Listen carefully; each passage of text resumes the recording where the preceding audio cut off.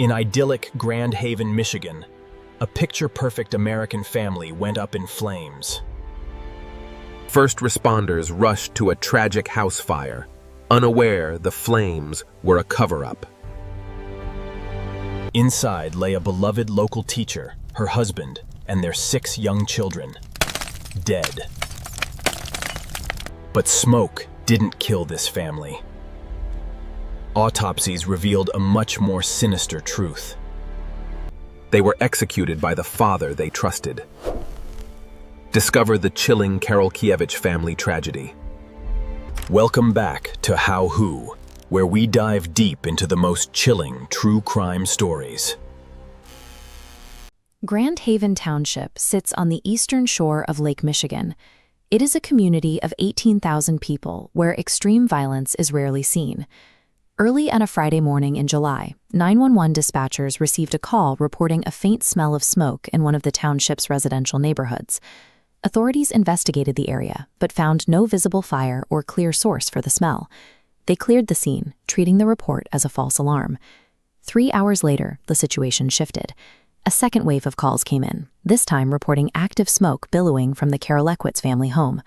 First responders arrived to fight what they assumed was a typical structure fire. Instead, they discovered the bodies of 8 people inside the residence. The smoke reported earlier that morning had been a genuine warning. Because the fire remained hidden during the initial investigation, it smoldered long enough to transform a routine check into the discovery of a mass homicide.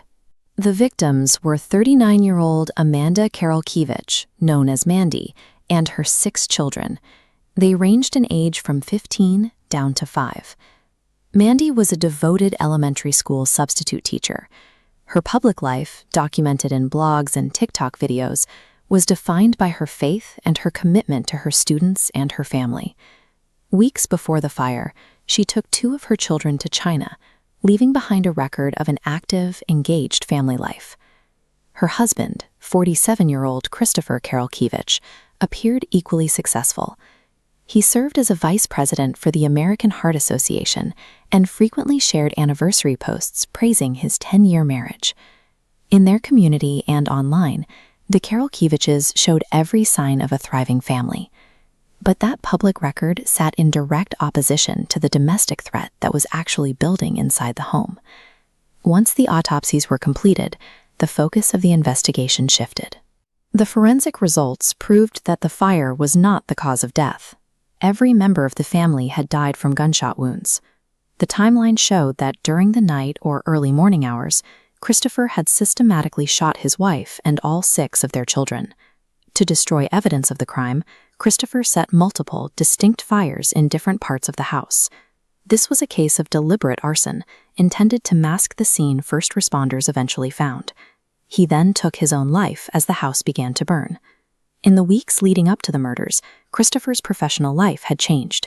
His tenure as a vice president at the American Heart Association ended abruptly earlier that month. This combination of a sudden career collapse and a meticulously staged crime scene matches a specific forensic pattern.